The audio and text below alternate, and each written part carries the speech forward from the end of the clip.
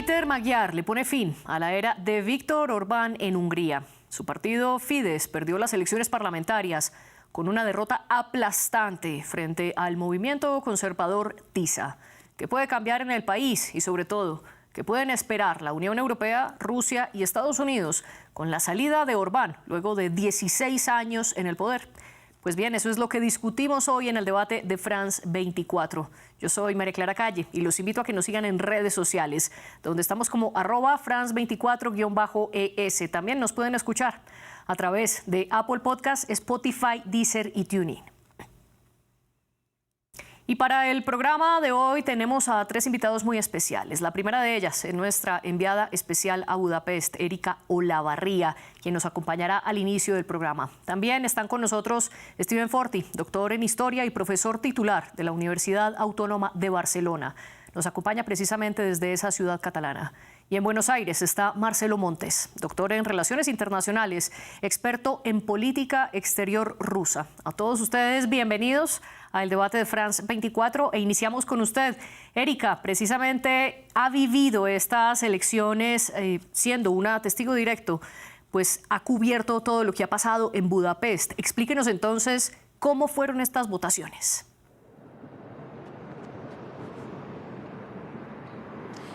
Hola María Clara, bueno, con un récord de participación, eso es lo que más llamó la atención. Recordemos, un 80% de los húngaros en edad de votar, cerca de 7 millones, asistieron a las urnas para expresar su opinión. Había mucho entusiasmo, sobre todo aquí en la capital, que es un feudo de la oposición por parte de la gente joven que se hacía fotos, que iba a votar en grupo. Un ambiente además muy relajado y muy festivo. La mayoría de las personas con las que yo pude conversar me decían que estaban esperando un cambio. Los jóvenes, sobre todo, solamente habían conocido en su edad adulta gobiernos de Viktor Orbán y no escondían su deseo de cambiar este régimen y, sobre todo, acercarse más a Europa, ganar libertades, diversidad, decían ellos, y pues este era el momento. Había también un poquito de desconfianza de lo que podía pasar ayer domingo, ¿no es cierto?, el día en que se iba a contar los votos. Tenían miedo de que el gobierno de Viktor Orbán no reconociera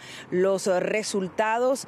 Muchos nos expresaron ese escepticismo, pero finalmente hubo mucha sorpresa al ver que ya cuando había un conteo suficiente, el líder iliberal reconocía entonces su derrota. Pero fue una jornada, la verdad, que muy calma, muy amigable, muy solidaria, muy colectiva y con mucha ilusión. Y precisamente una jornada que beneficia a Péter Magyar, pues su partido obtuvo al menos 2/3 del Parlamento. Usted mencionaba antes, Erika, uno de los cambios que esperan los votantes, y es que Hungría se acerque aún más a Bruselas. Recordemos que el país hace parte de la Unión Europea. Pero la gran pregunta es, con la victoria del partido de Péter Magyar, ¿realmente llegará un cambio al país? ¿Representa él un cambio?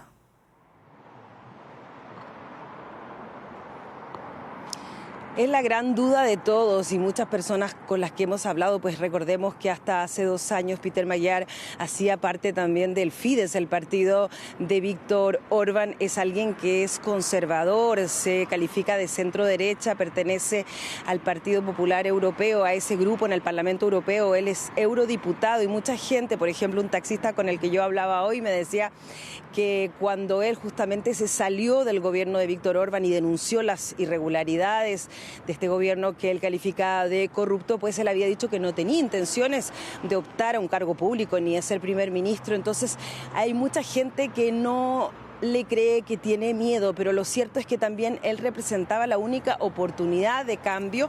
Por eso también, recordemos, la izquierda prácticamente se borró del panorama político. Muchos candidatos se bajaron, quedaron simplemente 5 listas, 5 partidos para que él pudiera salir, pues se veía que tenía el perfil. Muchos analistas dicen también que el electorado húngaro es un electorado conservador y que por lo tanto los valores de Magyar le convienen al electorado, pero es cierto que hay una parte de la izquierda que tiene otras ambiciones, pero que lo más importante, lo que estaba en juego sobre todo en estos comicios, era pasar la página de Viktor Orbán después de 16 años. Son muchas tareas. Hoy él dio su primera conferencia de prensa, clarificó algunas cosas, pero tiene algunas ideas comunes con Víctor Orbán, concretamente, ¿no es cierto?, con Ucrania. Él no está por enviar armas a Ucrania, él está por una adhesión de Ucrania a la Unión Europea muy progresiva, dice él, porque considera que un país en guerra no puede formar parte de este bloque. Sí, considera que Ucrania es la víctima en el conflicto con Rusia y que no se le puede imponer un acuerdo que no le apetezca o que no le parezca bien, pero él habla de un acercamiento más bien progresivo. Dice que va a desbloquear los 90.000 millones que están bloqueados en Bruselas a causa de Víctor Orbán. Dice él, en realidad eso se aprobó en diciembre, como diciendo, bueno, no me toca a mí, eso ya está aprobado, bueno, démosle curso a esto. Y con respecto a la Unión Europea, él tiene que acercarse, pero él sabe también que tiene que hacer todas esas reformas o dar vuelta atrás a todo el sistema de Víctor Orbán, todas esas reformas antidemocráticas que él había hecho. Al menos ya cuenta con esos 2/3 del Parlamento que son necesarios para reformar la Constitución. Él dice que va a trabajar por eso, por el interés de los húngaros, pero sobre todo lo que yo hoy vi en esa conferencia de prensa es un hombre que tiene muchas ganas de trabajar, que está muy apurado, muy apresurado, que tiene una urgencia de trabajar y comenzar a hacer las cosas en favor de los húngaros. Él dice que ese es su principal interés y obviamente que ahí está Europa, pues si él hace esas reformas, recibirá a cambio ese dinero de Hungría que está bloqueado, que son cerca de 20.000 millones de euros que están bloqueados justamente a raíz o a causa de las reformas antidemocráticas de Víctor Orbán. Pues ya veremos entonces qué pasa y también lo discutiremos aquí en el debate. Erika, muchas gracias por esta participación en nuestro programa. Y continuamos ahora. Le pregunto a Steven Forti, primero que todo, también usted bienvenido al debate de France 24. Las banderas que ha enarbolado Peter Magyar es restaurar el Estado de Derecho en Hungría, también luchar en contra de la corrupción y restablecer las relaciones con la Unión Europea. Pero le pregunto, ¿realmente puede lograrlo sabiendo, por ejemplo, que el partido Fidesz de Víctor Orbán sigue teniendo el poder en varias de las instituciones claves del país? Solo por poner un ejemplo, la Corte Constitucional está compuesta de mayoría o mayoritariamente por miembros de ese partido Fidesz. ¿Puede entonces Magyar hacer cambios estructurales en Hungría teniendo en cuenta que Orbán sigue teniendo poder? Buenas tardes, en primer lugar, un gusto acompañarles. Esta es la pregunta del $1.000.000 y es el gran reto que tiene delante Peter Magyar, que como además se comentaba es una gran incógnita porque ha sido un insider del mismo sistema autocrático orbaniano hasta hace 2 años. Ahora bien, la cuestión que se está poniendo aquí, que es lo que estamos viendo también en los últimos años en Polonia y en Hungría todavía a un nivel mucho más elevado, es cómo es posible desmontar un sistema autocrático. Y este es el reto que tiene delante Magyar, porque justamente, como recordabas, María Clara, hay, digamos, la separación de poderes en Budapest ya no existe. El sistema judicial está copado por cargos a todos los niveles puestos en los últimos 16 años por parte del gobierno de Orbán. Asimismo, el presidente de la República es un hombre puesto por parte de Orbán, un fidel de Fidesz, que tiene, por ejemplo, competencias para bloquear determinadas medidas aprobadas por el Parlamento, por el gobierno. Y además los organismos independientes brillan por su ausencia, así como, la libertad de los medios de información, que están en manos en gran medida de hombres oligarcas cercanos a Víctor Orbán. Entonces, el reto de Magyar es notable y eso lo descubriremos en los próximos meses. Veremos en primer lugar si Magyar de verdad tiene la voluntad de, digamos, pisar el acelerador y realmente devolver 100% Hungría a un modelo democrático liberal, y veremos qué pegas le pondrá Orbán también en este mes de transición de un gobierno a otro, y luego la Corte Constitucional, el presidente de la República o fuerzas también externas a las instituciones. Este yo creo que es el gran tema de debate y lo que descubriremos solamente en las próximas semanas y en los próximos meses. Y también le doy la bienvenida a Marcelo Montes. Marcelo, un placer contar con su participación aquí en el debate de France 24. Steven apuntaba un poco cómo Fidesz sigue manteniendo el poder en varias de las instituciones claves del país. Pero del otro lado, el partido de Magyar, TISA, logró hacerse a 2/3 del Parlamento. Se estima que esto será más o menos 138 escaños de los 199 que tiene en total el legislativo, lo que le da una supermayoría. Es decir, el partido puede, por ejemplo, modificar la Constitución sin necesidad de aliarse con otros movimientos, ni siquiera con Fidesz. Esto le puede dar poder a Magyar para hacer transformaciones institucionales y preservar o restablecer la ley del derecho que él dice que va a defender.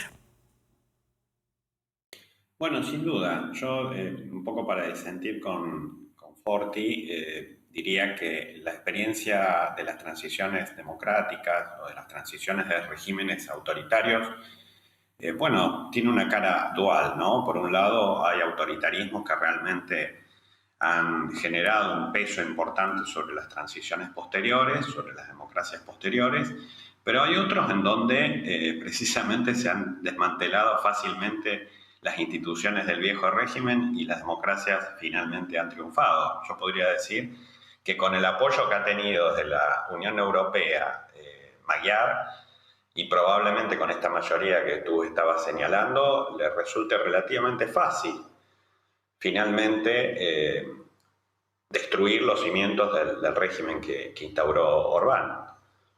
Pero incluso después de 16 años de poder. Sí, porque justamente aún con esta mayoría importante, la ciudadanía toma nota, fue un aluvión de gente la que votó ayer, los jóvenes están absolutamente entusiasmados y lo que debiera hacer Magyar, que conoce al dedillo la estructura del poder, porque él justamente la compartió con Orbán, es cómo trasvasar esa fidelidad de Orbán o hacia Orbán en una fidelidad hacia el nuevo régimen, que justamente tiene la ventaja de generar un cambio político, en el cual muchos esperan, insisto, con el apoyo de la Unión Europea, y eso le va a dar un cheque en blanco importante. Así que yo no descarto que finalmente pueda triunfar, digamos, el mensaje de Magyar. Y Steven, quiero preguntarle si realmente la llegada de Magyar al poder será el regreso de la democracia a Hungría o hay posibilidades de que él continúe un camino de autocracia. Y se lo pregunto sobre todo recordando que Peter Magyar hizo parte de las filas de Fidesz, el partido de Orbán, y estuvo casado incluso con una ministra de Justicia del gobierno Orbán. ¿Puede significar entonces realmente el regreso de la democracia o quizás no? Digamos que es el escenario más probable, ¿no? Teniendo en cuenta lo que ha venido haciendo Magyar en el último bienio, lo que ha repetido en campaña electoral, lo que ha dicho en la noche de ayer tras la victoria y lo que también a la prensa internacional ha dicho hoy. Digamos que parecería ser que los puentes con lo que fue su partido Fidesz, con la que fue también su mujer, ¿no? La ex ministra de Justicia Judith Varga, están cortados. Ahora, yo no creo que, o al menos mi percepción en ese momento, que es un momento de profundo cambio en Hungría, sea que Magyar quiera, digamos, construir un nuevo tipo de régimen autoritario, sencillamente sustituyendo a Orbán y a Fidesz con su figura y su partido, TISA. Yo creo que me parece sincero Magyar en esta voluntad de devolver Hungría a la senda democrática, acercarla nuevamente a Bruselas. Veremos pero con qué tiempos y de qué manera. Yo creo que aquí la gran cuestión es entender cómo se van resituando las élites húngaras, al menos esa parte de élites, no solo económicas, también económicas, que han apoyado el régimen de Orbán en los últimos 16 años, porque entiendo que justamente en estas horas y en las próximas semanas habrá movimientos y veremos hasta qué punto, por ejemplo, oligarcas que se enriquecieron y apoyaron a Orbán siguen al lado de un Orbán más debilitado en la oposición o si en cambio, digamos, se suben al carro del vencedor, Magyar. Esto también será algo importante y que marcará el futuro de Hungría. Usted decía que Magyar es proeuropeo. Marcelo, quiero preguntarle qué tan cercano realmente está Peter Magyar a la Unión Europea y qué tan proeuropeísta es. Y se lo pregunto porque en su discurso de victoria tildó al bloque de los 27 como una organización burocrática complicada, con la que dijo que si bien iba a tener diálogos, también tendría que negociar varios puntos. ¿Qué tan cercano puede considerarse entonces a Bruselas? Bueno, Magyar electoralmente le ha resultado ese perfil, por un lado, ex hombre de Orbán, por el otro lado, alguien que viene a cambiar el régimen de Orbán.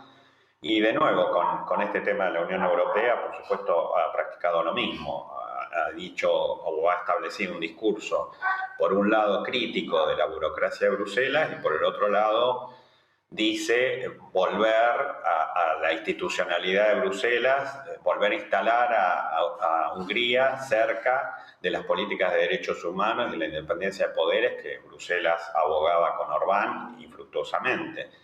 Así que yo diría que todo esto es una señal más de cierto oportunismo político. Yo cuando en la primera respuesta planteé la cuestión democrática lo hacía con cierto sarcasmo, digamos. Es decir, pienso que todos los países de Europa Oriental, salvo República Chequia y alguno más que se me escapa, probablemente tengan una cultura política más cercana al autoritarismo, al populismo, que a una democracia liberal. Así que yo no descarto que Magyar se termine convirtiendo en un nuevo zar de la política húngara y la figura de Orbán quede absolutamente eclipsada, y allí habría que ver cuál es la actitud de la Unión Europea frente a esta situación.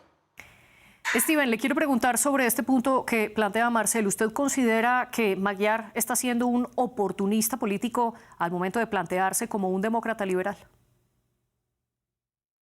Bueno, que sea un oportunista no cabe ninguna duda. Digamos que su trayectoria política lo demuestra, porque hasta principios de 2024 jamás había criticado a Orbán y a partir de ese momento, decide poco a poco entrar en la arena política y lo hizo evidentemente muy bien. De esto no cabe duda. Que ahora, se convierta en otro tipo de oportunista, teniendo en cuenta el poder que ha conseguido ayer en Hungría, realmente es un gran punto de interrogación. Yo creo que una de las cuestiones importantes es lo que también hace poco se apuntaba, cuáles son las capacidades de la Unión Europea en el futuro para evitar que surja un nuevo Orbán. Y yo creo que esto es un tema que no se ha resuelto en Bruselas y por el cual se tienen herramientas muy limitadas, y entonces, más allá que sea Magyar un próximo Orbán o no lo sea, o sea un sincero democrático finalmente, el problema no tiene que ver solo con Hungría, tiene que ver con otros contextos nacionales entre los 27 países miembros de la UE, donde el riesgo de que haya una erosión democrática existe, en algunos casos real, en otros puede ser un escenario del futuro, también en algunos de los grandes países fundadores. Pensemos que en el año 27 va al voto Francia, donde Marine Le Pen podría tener posibilidades, o Jordan Bardella, líder de Rassemblement National, de convertirse el próximo inquilino de Leviso. Y antes de hablar de qué puede significar la derrota de Orbán para la ultraderecha en Europa, quiero preguntarle, Steven, usted mencionaba que la Unión Europea no tiene cómo limitar la existencia o el surgimiento de un próximo Orbán. Sin embargo, le quiero preguntar todo lo contrario. ¿Bruselas puede respirar de alguna manera con la victoria de Peter Magyar? Y se lo pregunto porque fue Orbán uno de los presidentes que más utilizó la posibilidad del veto dentro del bloque de los 27. Ya lo decía nuestra colega desde Budapest. Orbán vetó el paquete de 19.000 millones de euros que la Unión Europea pretendía darle a Ucrania. También vetó el paquete número 20 de sanciones europeas en contra de Rusia. Ahora, con la llegada de Magyar, ¿esto puede cambiar? Bueno, en Bruselas a la noche se ha respirado, y todos han sonreído, han celebrado la derrota de Orbán. Es decir, es evidentemente una buena noticia, pero seguimos con la incógnita de saber muy bien luego cuál será la posición que adoptará Magyar en los próximos meses y en los próximos años. Es decir, efectivamente quiere devolver 100% ¿no? Hungría a la senda del europeísmo y de un modelo democrático liberal, o lo hará solo hasta un cierto punto. Efectivamente, no solo en campaña electoral ha dejado, indicaciones que podrían ir en esa dirección o podrían también ir en otra. Es decir, no tanto una posición, diría yo, al menos mi primera impresión es la siguiente, no tanto en una dirección similar, igual a la que ha representado Orbán, sobre todo en los últimos años, sino en una vía mediana donde sigue defendiendo fuertemente los intereses húngaros y del Estado de Hungría entre los 27, pero desde luego con, al menos parecería, una relación más cordial con Bruselas. ¿Y qué se puede esperar, según usted, Marcelo, entre la relación de Bruselas y Budapest con la llegada de Peter Magyar? Bueno, yo creo que Magyar va a seguir una línea muy parecida a la de Meloni. Meloni obviamente iba a ser la nueva Orbán de Italia y después terminó siendo más de lo mismo, es decir, una atlantista y europeísta total e incluso, bueno, pasó a arriesgar su poder político en las últimas semanas con este fallo adverso del pueblo italiano, digamos, en contra de su reforma judicial, ¿no? Entonces, me da la impresión que va a seguir esa línea. O sea, como decía Steven, va a amagar hacia un costado del espectro político y va a terminar siendo más o menos lo mismo que estábamos viendo, tal vez en una dimensión menor a la de Orbán. Y por el lado de Bruselas, yo quiero llamar la atención que el problema no son los Orbán, ni los Marine Le Pen, ni las ultraderechas en Europa. Aquí el problema justamente es Bruselas. Es decir, la gente vota a estas alternativas de extrema derecha, y no quiero rivalizar con Steven, que es un experto en esto, yo no lo soy.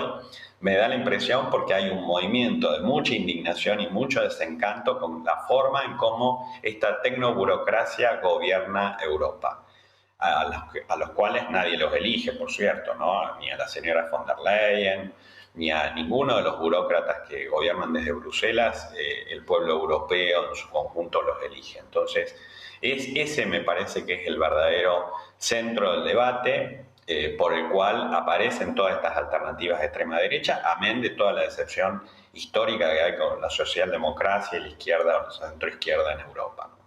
Aunque usted no quiere rivalizar, muy bien lo señaló, este es el centro del debate y por eso le voy a contrapreguntar a Steven Forti, ¿qué opina de lo que piensa Marcelo de que el problema no es Orbán o Le Pen, sino Bruselas? Bueno, diría que hay dos problemas aquí. Uno es justamente el surgimiento de la extrema derecha que tiene diferentes tipos de causas, entre ellas el resentimiento, la rabia, la frustración, la insatisfacción de parte de la población europea, tanto a escala local, a escala nacional, como a escala appunto de las instituciones europeas con los partidos tradicionales y las respuestas que se han dado en los últimos años al aumento de las desigualdades, al mal funcionamiento de la administración del Estado y otras causas. Entonces hay este elemento y es un elemento importante, y el auge de la extrema derecha yo creo que es un problema real porque hemos visto como en el caso de Hungría que puede conllevar a una erosión democrática, a la instauración de un régimen de tipo autocrático. Por otro lado, no cabe duda de que tanto en Bruselas como en otras capitales, en otros países miembros, hay un problema de los partidos tradicionales y sobre todo, si lo miramos en Bruselas, del Partido Popular Europeo. No nos olvidemos que Viktor Orbán ha sido hasta 2021 y su partido Fidesz miembro del Partido Popular Europeo, y esto le permitió este paraguas, digamos, esta protección del Partido Popular Europeo, llevar adelante entre 2010 y el 2021, cuando salió del PP, el giro autoritario que dio en Budapest.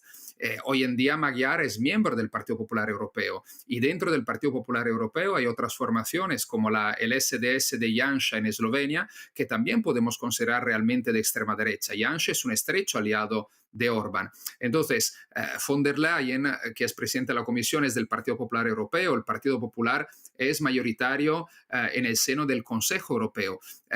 El gran problema aquí, el elemento, digamos, frágil de la democracia liberal y del sistema europeo es principalmente la derecha que se define democrática, que al mismo tiempo hemos visto recientemente se está cada vez más radicalizando, tanto que en el mismo Parlamento Europeo, y aquí cierro, ha llegado a aprobar diferentes medidas relacionadas con la inmigración, con un paso atrás notable en cuanto a las leyes contra el cambio climático, a la legislación contra el cambio climático, junto a todos los partidos de extrema derecha, no solo el de Meloni, considerado supuestamente más moderado, aunque luego no lo sea, sencillamente Meloni es más pragmática, sino también con los patriotas por Europa de Orbán e inclusive con el grupo de Alternativa para Alemania. Entonces, yo creo que este es el problema de fondo y este problema se conecta con lo que decíamos de cuáles son las herramientas y cuál es la voluntad política para frenar derivas de este tipo en diferentes países miembros. La deriva del pasado de Orbán y la del futuro de próximos posibles autócratas. Ahora les propongo que exploremos otras relaciones que le esperan al gobierno húngaro, especialmente con Rusia. Marcelo, Moscú hasta ahora, ¿cómo parece estar viendo estas elecciones? Después de perder a uno de sus aliados claves en la Unión Europea, Víctor Orbán, el Kremlin ha dicho que espera continuar con los contactos pragmáticos. Esas fueron las palabras explícitas que utilizó. ¿Qué puede significar esto en la relación entre Rusia y una Hungría liderada por Peter Magyar? El Kremlin ha dicho eso, efectivamente, no puede decir otra cosa, digamos, en términos diplomáticos, porque hay mucha ligazón económico, comercial con Hungría, pero bueno, lo más importante para el Kremlin es lo que pueda hacer el próximo gobierno húngaro respecto a Ucrania, y las señales respecto a esto no son precisamente positivas, ¿no? Si hay reanudación de un paquete de ayuda militar y un lenguaje un poco menos hostil respecto a Kiev, obviamente eso no ayuda. Habrá que preguntarle también a los húngaros qué van a hacer, igual que a los eslovacos, con la cuestión del gasoducto de Druzhba, porque, eso ha estado bajo el jaque, digamos, bajo jaque de las autoridades ucranianas, de los militares ucranianos. Ahora, la respuesta del Kremlin fue dual, ¿no? Por un lado, el vocero del Kremlin ha dicho que, bueno, espera buenas relaciones, digamos, es una respuesta típicamente diplomática, pero Kirill Dmitriev, que es la autoridad máxima del Kremlin en materia de fondo soberano, ha manifestado que se puede desarrollar una especie de tormenta perfecta, ha augurado una especie de tormenta perfecta sobre Europa a partir del triunfo de Tiza, ¿no? A partir del triunfo de Magyar. Lo cual revela esto un poco lo que estábamos advirtiendo antes, que tal vez la Unión Europea haya apoyado a un líder que puede ser igual o peor que Orbán, distinto, pero igual o peor, digamos, ¿no? Distinto en el sentido de otra figura y demás. Así que, bueno, Rusia, de nuevo, se sienta en la platea a ver el espectáculo y no se hace demasiadas ilusiones con que Hungría cambie demasiado en su relación con Moscú. Pero tormenta perfecta, ¿en qué sentido? ¿Cómo? Tormenta perfecta, ¿en qué sentido para Rusia? Tormenta perfecta en el sentido de lo que también describía Steven, ¿no? Es decir, la Unión Europea no está en una situación política interna con el Partido Popular, digamos, corriéndose a la derecha para evitar que las ultraderechas ganen de manera solitaria. Está tapando el sol con las manos. Entonces, situaciones como la de ayer en Hungría, donde no estamos realmente seguros que la apuesta por Magyar sea precisamente la correcta en aras de recuperar el europeísmo, en aras de recuperar la democracia liberal. Si llega a expandirse el virus por Francia, a mí me preocupa básicamente Francia, me preocupa como demócrata, digamos, no como europeo. Claramente alternativa para Alemania. En Alemania está siendo de alguna forma contenido por la coalición gobernante entre CDU y SPD. ¿Se entiende? Es decir, me parece claramente que la Unión Europea no tiene un futuro precisamente positivo, a pesar de que se apuesta a figuras que supuestamente están en contra de figuras trumpianas, como el caso de Orbán. Sí, Steven, ¿y qué esperar de esa relación entre Hungría y Rusia con el nuevo gobierno? Estoy bastante de acuerdo con lo que apuntaba Marcelo, ¿no? Es decir, hay muchas incógnitas por un lado. No creo que de la noche a la mañana Budapest con el nuevo gobierno se convierta en un enemigo de Rusia. Intentará jugar a muchas bandas, yo creo, Magyar, porque hay una dependencia económica, sobre todo desde el punto de vista energético con Rusia. Hay inversiones muy importantes en la única central nuclear en Hungría con tecnología rusa. Entonces, Hungría es un país que tiene poco margen de maniobra en eso, la dependencia es enorme, más allá luego de lo que quiera realmente hacer Peter Magyar y que piense. Ahora, es cierto, al menos lo que parece, yo también, digamos, muestro los sentimientos, las opiniones que están circulando en las últimas 24 horas aquí en la Unión Europea, que, digamos, parecería que Putin ha perdido un aliado estrecho, como era Orbán y como era el gabinete de Orbán, ¿no? Lo que ha circulado respecto al ministro de Exteriores Szijjártó y las informaciones que pasaba al Kremlin, digamos, en ese momento parecería que Putin ha perdido, digamos, un topo dentro de la Unión Europea, pero no sabemos si quizás dentro de 6 meses o de 1 año y medio lo pueda recuperar, aunque sea de otra forma. Steven, y usted es experto precisamente en movimientos de ultraderecha en Europa. ¿Qué significa para ellos la derrota de Orbán luego de que Meloni perdiera el referendo en Italia y Le Pen y su partido perdieran las elecciones municipales en Francia? Efectivamente, yo creo que la derrota de Orbán es muy simbólica en ese sentido. Eso no quiere decir que la extrema derecha pueda inmediatamente debilitarse. Cada elección que veremos en los próximos meses tendrá dinámicas principalmente nacionales, locales, en las decisiones de los electores. Pero simbólicamente, este principio de 2026 ha dado un giro. Yo creo que sobre todo el último mes ha marcado un punto de inflexión. Budapest era un centro de operaciones fundamental para la internacional reaccionaria. No es casualidad que en las semanas anteriores al voto no solo miembros de la administración Trump, sino inclusive Milei, Eduardo Bolsonaro y prácticamente todos los líderes de la extrema derecha europea, desde Le Pen, Weidel, Salvini, Abascal, han viajado a Budapest para apoyar a Orbán. Entonces, digamos, para la extrema derecha es una derrota sonada y que se suma justamente, y aquí es importante yo creo hablar de un posible punto de inflexión a lo que se mencionaba antes, ¿no? Que mencionabas antes, la derrota de Meloni en Italia, que ha sido un parón a su intento de proyecto autoritario en el país transalpino, la derrota en el referéndum del 22-23 de marzo y también los malos resultados de Le Pen en las municipales francesas. Veremos qué pasa en los próximos meses, porque yo creo que estamos en una fase, en una coyuntura política muy compleja a nivel global, como sabemos muy bien, entre Irán, entre todo lo que pasa en Medio Oriente, todo lo que pasa en Washington y la afectación que tiene a nivel americano y global.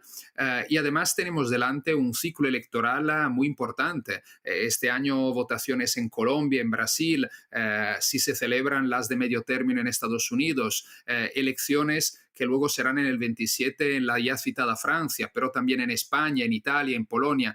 Es decir, estamos delante de un ciclo electoral que será muy importante y de aquí a 1 año es muy difícil hacer previsiones, pero podríamos en el futuro mirar atrás y considerar quizás justamente marzo, abril del 26 un punto de inflexión en la que parecía una ola autoritaria sin fin.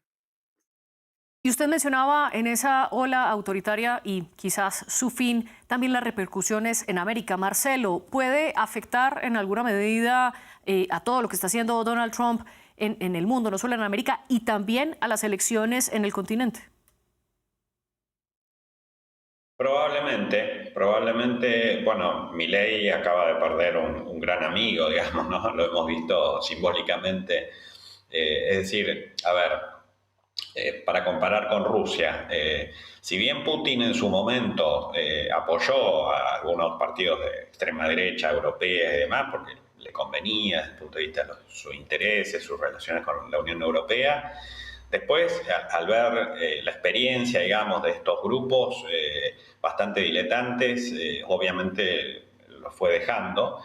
Y con Orbán no tenía una relación en los últimos tiempos más que la que veíamos, ¿no? Es decir, había desarrollado una relación con el primer ministro eslovaco, en todo caso, mucho más fluida, que de hecho estaba invitado el 9 de mayo al desfile en Moscú. Orbán no. Entonces, Orbán tenía una relación con Trump, sobre todo, y ahí voy al punto. Es decir, acá el gran perdedor, en todo caso, es Trump, más que Putin.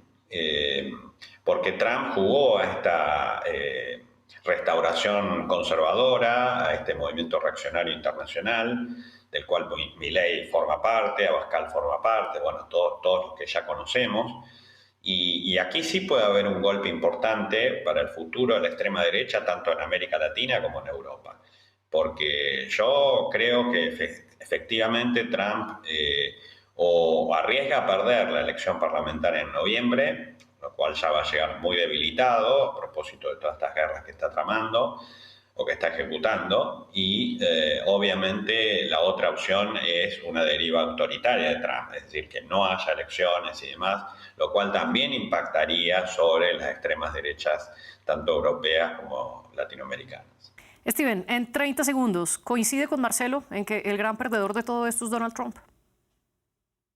Desde luego, Trump se ha convertido en kriptonita para las extremas derechas europeas y no es casualidad que en las últimas semanas muchos líderes de extrema derecha, no era el caso de Orbán ni del español Abascal, habían intentado tomar, al menos de forma suave, distancias o criticado la guerra en Irán, inclusive el hecho de la voluntad de anexionarse Groenlandia. Pero añadiría otro perdedor, que es Benjamin Netanyahu, estrecho aliado de Orbán y estrecho aliado también de Trump. Steven Forti y Marcelo Montes, gracias por poner estos argumentos y estas ideas en el debate de France 24. La jefe de edición fue Laura Garzón, la productora de invitados Melissa San Miguel. A ustedes gracias por vernos y escucharnos también.